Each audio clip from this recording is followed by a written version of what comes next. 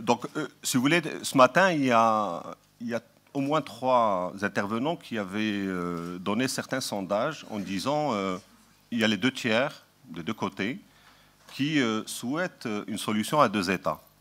Et donc, normalement, logiquement, à la question 2 peuples prêts pour la paix, ben, on va dire oui, puisque de toute façon, ils souhaitent avoir 2 États. Sauf que la réalité est autre, parce que ça dépend ce qu'on met derrière État palestinien. Parce que je crois qu'ils se sont référés tous à un sondage de l'Institut d'enquête Millward Brown, qui vient d'être diffusé sur la 2e chaîne israélienne. Il donne d'autres chiffres. Il dit par exemple à la population israélienne, est-ce que vous êtes prêts à renoncer à Jérusalem-Est? 26% disent oui, 63% disent non. Donc il faut qu'on soit absolument, il faut qu'on ait l'image de qu'est-ce qu'on met derrière la paix. Parce que je pars du principe que tous les peuples de la planète, ils souhaitent vivre en paix. Et qu'il en est même, bien sûr, pour les peuples palestiniens et israéliens. Mais dans ce cas-là, la réponse ne peut être que nuancée. Parce que s'il s'agit d'une paix véritable, pour être durable d'ailleurs, il faut qu'elle soit juste, basée sur le droit tel que préconisé par la communauté internationale, c'est-à-dire celle qui suppose la création d'un État palestinien sur les frontières de 1967, avec Jérusalem-Est comme capitale, et pas une capitale palestinienne à Jérusalem, il y a une nuance. Donc, ainsi qu'une solution pour les réfugiés selon la résolution 194, ma réponse serait oui côté palestinien, non côté israélien. Donc cette réponse ne signifie pas qu'il y a d'un côté un peuple ayant l'amour pour la paix dans ses gènes, et puis de l'autre un peuple qui ne s'intéresse pas, mais elle traduit une réalité qui s'explique, à mon avis, par 3 raisons essentielles. La première, c'est que le peuple palestinien, il vit sous occupation cruelle, pas le peuple israélien. Il est donc en effet indéniable que c'est la population palestinienne qui souffre le plus de cette situation. En Cisjordanie, elle vit sous occupation militaire. À Jérusalem-Est, elle est menacée au quotidien d'un nettoyage ethnique de grande ampleur. Ceux qui sont allés là-bas, ils peuvent en témoigner. À Gaza, elle est soumise à un terrible blocus. En Israël, elle subit un racisme institutionnalisé. Et dans l'exil, elle est victime de massacres répétés, permis parfois par les dirigeants israéliens eux-mêmes, comme à Sabra et Shatila, ou bien dus aux conflits régionaux, comme actuellement dans le camp de réfugiés de Yarmouk en Syrie. Donc, et pour avoir une idée de ce que subit la population palestinienne au quotidien en Palestine occupée, il suffit de lire un rapport, le rapport de la mission internationale indépendante d'établissement des faits chargée d'étudier les effets des colonies de peuplement israélien sur les droits civils, politiques, économiques, sociaux et culturels des Palestiniens dans les territoires palestiniens occupés, y compris Jérusalem-Est. C'est un rapport qui a été commandité par l'ONU pour le Comité des droits de l'homme des Nations Unies. Il a été voté par 46 voix pour et une seule voix contre. Qu'est-ce qu'on peut y lire? On peut lire la commission noter que le but des attaques, en parlant des attaques des colons, était de faire pression sur les Palestiniens pour qu'ils quittent leurs terres. Des cas de Palestiniens blessés, voire décédés à la suite d'attaques de colons, sont recensés depuis 1880, donc les données ne manquent pas. La mission prend note des statistiques compilées par le Bureau de la coordination des affaires humanitaires qui montrent qu'au cours de la période allant du 1er juillet 2011 au 30 juin 2012, les colons israéliens ont blessé, on l'a dit tout à l'heure, Mohamed Shteye, 147 Palestiniens, dont 34 enfants. On peut également se référer à un autre rapport, non moins important, qui est celui des chefs de mission de l'Union européenne en poste à Jérusalem, qui donne une description parfaite des plans israéliens pour Jérusalem et considère que, par ses actions, par ses plans israéliens, Israël enfreint de façon manifeste le droit humanitaire international et particulièrement l'article 49 de la 4e Convention de Genève. L'activité de colonisation nuit au processus de paix de 3 façons. Premièrement, elle sape la confiance entre les parties et cela a un effet destructeur sur la crédibilité du processus de négociation. Deuxièmement, elle met en péril les perspectives de création d'un État palestinien viable et continu. Les colonies et les infrastructures non seulement prennent les terres sur lesquelles les Palestiniens sont censés bâtir leur État, mais elles coupent Jérusalem-Est de la Cisjordanie. Troisièmement, cela rend les compromis nécessaires en vue de la paix. en particulier l'évacuation d'un grand nombre de colons, plus difficile au fur et à mesure qu'augmente la population des colonies. Ça, c'est ce que disent les ambassadeurs de l'Union européenne en poste à Jérusalem, ce qu'on appelle les consuls généraux. On peut également lire, brièvement, de temps, le rapport du Comité des droits de l'enfant de l'ONU qui vient d'accuser la police et l'armée israélienne de maltraiter les enfants palestiniens d'une façon systématique, citant des cas de torture, d'arrestation nocturne et d'isolement en prison pendant des mois. Il donne des chiffres. Depuis 2002, l'armée israélienne a arrêté, interrogé et détenu quelques 7000 enfants palestiniens ayant entre 12 et 17 ans, soit en moyenne 2 par jour. Donc la deuxième raison, c'est que, contrairement à la population israélienne, la population palestinienne a déjà été préparée au compromis historique.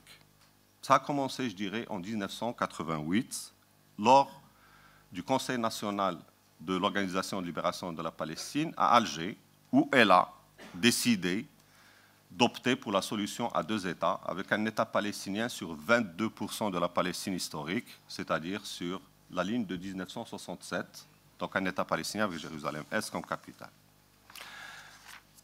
Tout le monde, ce même travail, il a figuré dans ce qu'on appelle le document des prisonniers. Donc, ce document des prisonniers, il a été rédigé par le prisonnier célèbre Marwan Barghouti, que je salue d'ici.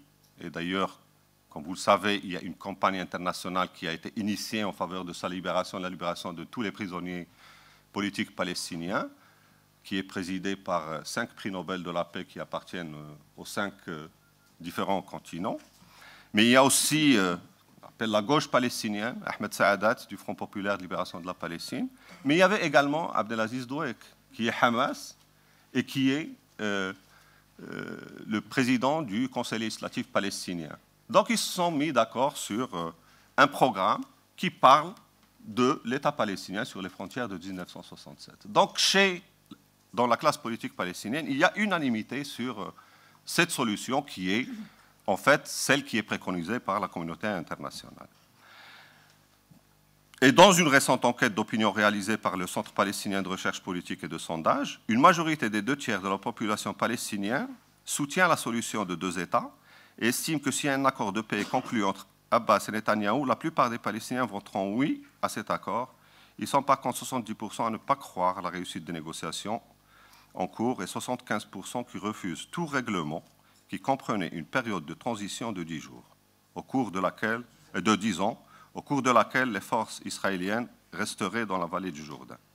Donc la population palestinienne montre ainsi sa bonne volonté d'aboutir à une paix basée sur le droit, tout en refusant de brader ses revendications légitimes. Côté israélien, la donne est complètement différente. Les gouvernements successifs israéliens, qu'ils soient de droite ou de gauche, ont tout fait pour rendre la solution de 2 États impraticable. Sharon, qui était aux commandes en 2002, avait opposé une fin de non-recevoir au plan de paix arabe. Et seules quelques personnalités comme Moti Steinberg, à l'époque, alors principal analyste du Shin Bet, il estimait qu'Israël devait saisir cette occasion. Le plan de paix arabe, c'était en 2002. Il proposait une normalisation des relations de tous les pays arabes avec Israël si Israël se retirait des territoires palestiniens occupés en 1967 et du Golan syrien et des fermes du Sheba au Liban. Donc, en 2009, des informations contenues dans un rapport confidentiel du ministre israélien de la Défense qui avait fuité et a été rendu public par le groupe israélien de défense des droits de l'homme Yesh Din, qu'un certain nombre ici connaissent bien, montrait que la colonisation en Cisjordanie s'effectue avec la complicité passive ou active du gouvernement israélien. Les informations contenues dans ce rapport montraient que dans de nombreux cas, les maisons pour colons en Cisjordanie sont construites sur des terres privées appartenant à des Palestiniens et que le gouvernement israélien est au courant depuis longtemps de ces infractions, mais les garde secrètes.